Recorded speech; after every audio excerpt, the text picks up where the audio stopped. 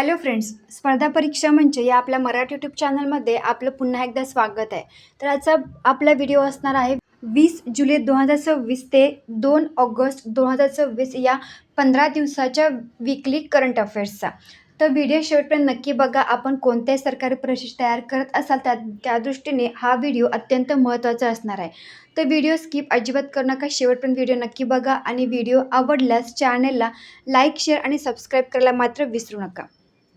तर चला सुरुवात करूया. आजचा पहिला प्रश्न आहे, नुकतेच कोणत्या दक्षिण अमेरिकन देशाने अधिकृतपणे आंतरराष्ट्रीय फौजदारी न्यायालयाचे म्हणजेच ICCचे सदस्यत्व मागे घेण्याची घोषणा केली आहे? तर बरोबर उत्तर आहे या प्रश्नाचं ऑप्शन क्रमांक डी, व्हेनेझुएला. तर व्हेनेझुएला या दक्षिण अमेरिकन देशाने अधिकृतपणे आंतरराष्ट्रीय फौजदारी न्यायालयाचे सदस्यत्व मागे घेण्याची घोषणा केली आहे. तर ऑप्शन क्रमांक डी हे या प्रश्नाचं योग्य उत्तर आहे.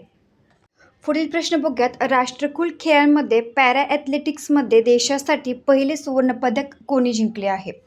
तर योग्य उत्तर आहे या प्रश्नाचं ऑप्शन क्रमांक सी, शर्मिला धनखड. तर शर्मिला धनखड यांनी राष्ट्रकुल खेळांमध्ये पॅरा ॲथलेटिक्समध्ये देशासाठी आपले पहिले सुवर्णपदक जिंकले आहे. तर ऑप्शन क्रमांक सी हे या प्रश्नाचं बरोबर उत्तर आहे. तर याविषयीची अधिक माहिती बघूयात. सुवर्णपदक विजेते तर शर्मिला धनखड यांनी महिलांच्या शॉटपुट F57 स्पर्धेत 9.81 मीटर थ्रो करून सुवर्णपदक जिंकले आहे. हा ऐतिहासिक विजय आहे. हे पदक राष्ट्रकुल खेळांच्या इतिहासात पॅरा ॲथलेटिक्समध्ये भारतासाठी मिळालेले पहिले सुवर्णपदक आहे. दिलीप महादेव गावित तर यांनी पुरुषांच्या 100 मीटर T47 धावण्याच्या शर्यतीत 10.71 सेकंदाची वेळ नोंदवून सुवर्णपदक पटकावले आहे. पहिले सुवर्णपदक बघूयात. तर भारतासाठी स्पर्धेतील पहिले सुवर्णपदक मीराबाई चानू यांनी वेटलिफ्टिंग म्हणजेच भारोत्तोलन या खेळामध्ये जिंकले आहे. दुसरे सुवर्णपदक शर्मिला धनखड यांनी पॅरा ॲथलेटिक्स शॉटपुट इव्हेंटमध्ये मिळवून दिले. तर तिसरे सुवर्णपदक दिलीप महादेव गावित यांनी पुरुषांच्या 100 मीटर T47 धावण्याच्या शर्यतीत जिंकले आहे. पहिले पदक म्हणजेच फर्स्ट मेडल बघूयात. तर झेंडू कुमार यांनी पॅरा पॉवर लिफ्टिंग खेळाच्या प्रकारात कांस्य पदक म्हणजेच ब्रॉन्झ पदक जिंकून 2026च्या राष्ट्रकुल खेळांमध्ये भारताचे पहिले खाते उघडले होते. तर ही होती या स्पर्धेविषयीची अधिक माहिती. नेक्स्ट क्वेश्चन बघूयात. नुकतीच दीप्ती योजना कोणत्या राज्याद्वारे सुरू करण्यात आली आहे? तर छत्तीसगड या राज्याद्वारे दीप्ती ही योजना सुरू करण्यात आली आहे. तर ऑप्शन क्रमांक सी, छत्तीसगड हे या प्रश्नाचं काय आहे?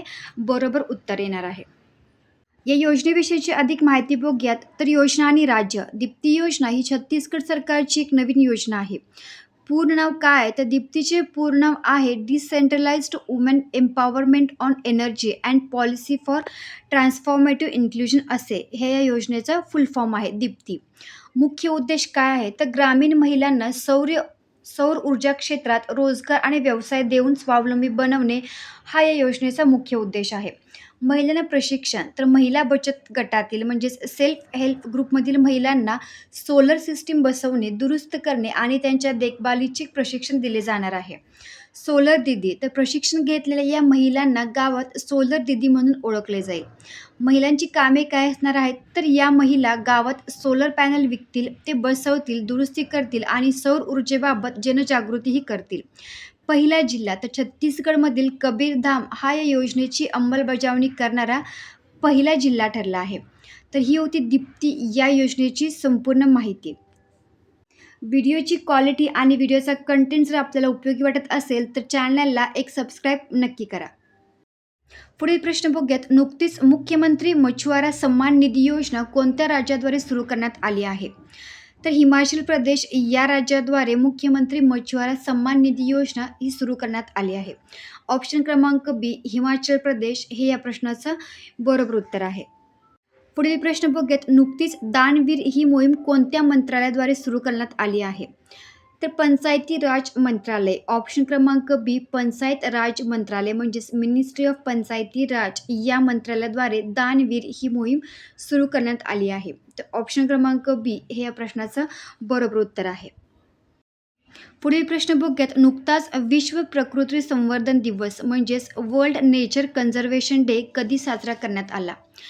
तर 28 जुलै ऑप्शन क्रमांक सी 28 जुलै या दिवशी विश्व प्रकृती संवर्धन दिन म्हणजेच वर्ल्ड नेचर कन्झर्वेशन डे हा साजरा करण्यात आला.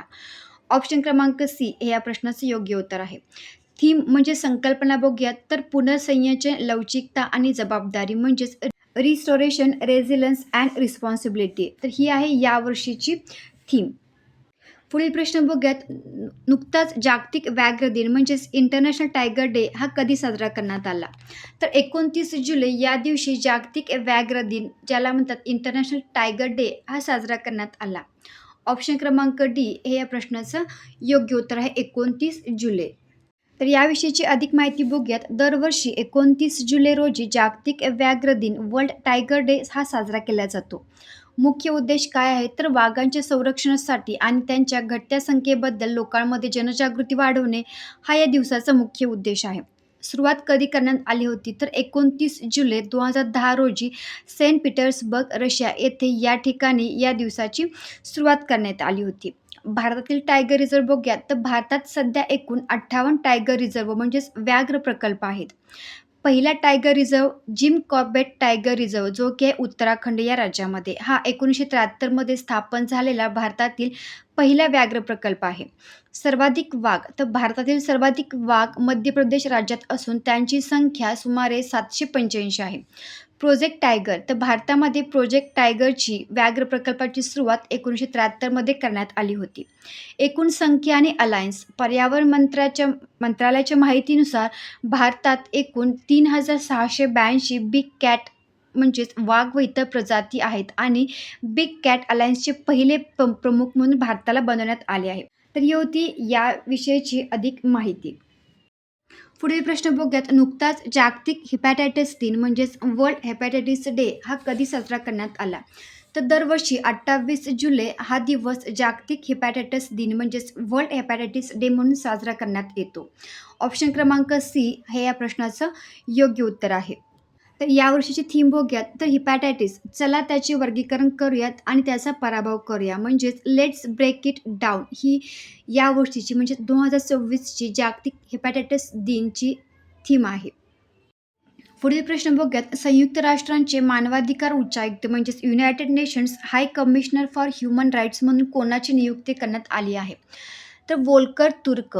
ऑप्शन क्रमांक बी वोल्कर तुर्क यांची संयुक्त राष्ट्रांचे मानवाधिकार उच्चायुक्त म्हणून नियुक्ती करण्यात आली आहे. ऑप्शन क्रमांक बी हे या प्रश्नाचं बरोबर उत्तर आहे. पुढील प्रश्न बघूयात. नुकताच कसोटी क्रिकेटमध्ये 5 विकेट मेडन षटके टाकणारा जस्टिन ग्रीव्हज हा जगातील पहिला गोलंदाज ठरला आहे. तर तो कोणत्या देशाचा क्रिकेटपटू आहे? तर ऑप्शन क्रमांक सी वेस्ट इंडिज या देशातील जस्टिन ग्रीव्हज हा जगातील पहिला गोलंदाज ठरला आहे कसोटी क्रिकेटमध्ये 5 विकेट मेडन षटके टाकणारा. तर ऑप्शन क्रमांक सी वेस्ट इंडिज हे या प्रश्नाचं बरोबर उत्तर आहे.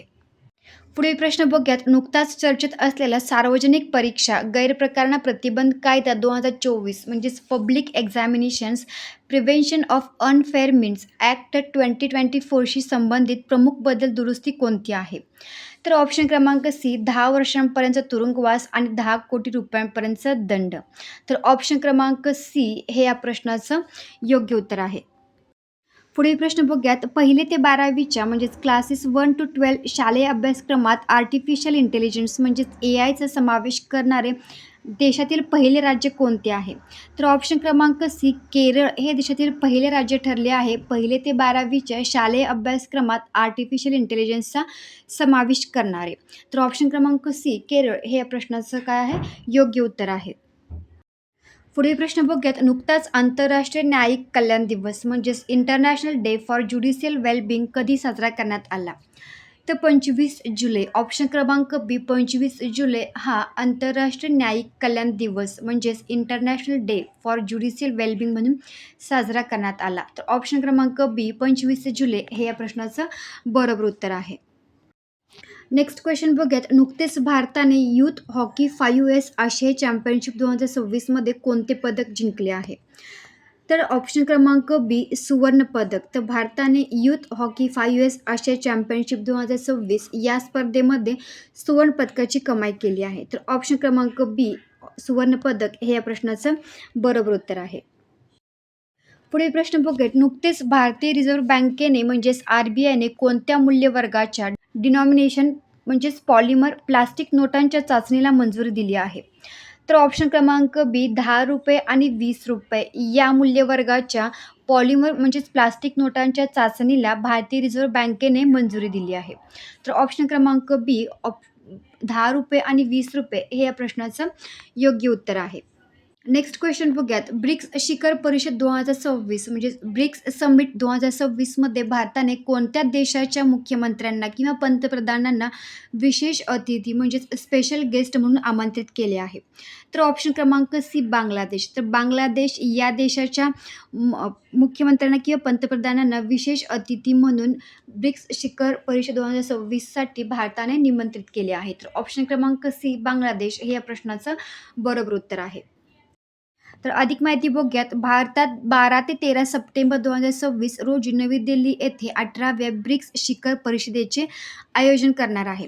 तर या परिषदेसाठी भारताने बांगलादेशचे पंतप्रधान तारिक रहमान यांना विशेष अतिथी म्हणून निमंत्रित केले आहे. तर ही होती याविषयीची अधिक माहिती. पुढच्या प्रश्नाकडे वळूयात. नुकतेच उत्तर प्रदेशातील सारनाथ हे भारताचे कितवे युनेस्को जागतिक वारसा स्थळ म्हणजेच वर्ल्ड हेरिटेज साईट बनले आहे? तर ऑप्शन क्रमांक बी 45वे. तर उत्तर प्रदेशमधील सारनाथ हे भारताचे 45वे जागतिक वारसा स्थळ बनले आहे. ऑप्शन क्रमांक बी हे या प्रश्नाचं बरोबर उत्तर आहे. पुढील प्रश्न बघूयात. नुकतेच ग्लोबल फायनान्सने जगातील सर्वोत्तम ग्राहक बँक म्हणजेच वर्ल्ड्स बेस्ट कन्झ्युमर बँक या किताबाने कोणाला सन्मानित केले आहे? तर ऑप्शन क्रमांक ए स्टेट बँक ऑफ इंडियाला ग्लोबल फायनान्सने जगातील सर्वोत्तम ग्राहक बँक म्हणजेच वर्ल्ड बेस्ट कन्झ्युमर बँक या किताबाने सन्मानित करण्यात केले आहे. ऑप्शन क्रमांक ए स्टेट बँक ऑफ इंडिया हे या प्रश्नाचं बरोबर उत्तर आहे. नेक्स्ट क्वेश्चन बघूयात. 2026मध्ये गणितातील प्रतिष्ठित फिल्ड्स मेडल जिंकणारी इतिहासातील तिसरी महिला कोण बनली आहे? तर ऑप्शन क्रमांक C Hong Wang. Hong Wang या 2026मध्ये गणितातील प्रतिष्ठित असा फिल्ड्स मेडल जिंकणारे इतिहासातील तिसरी महिला बनली आहे. तर ऑप्शन क्रमांक सी हाँग वॉंग हे या प्रश्नाचं बरोबर उत्तर आहे.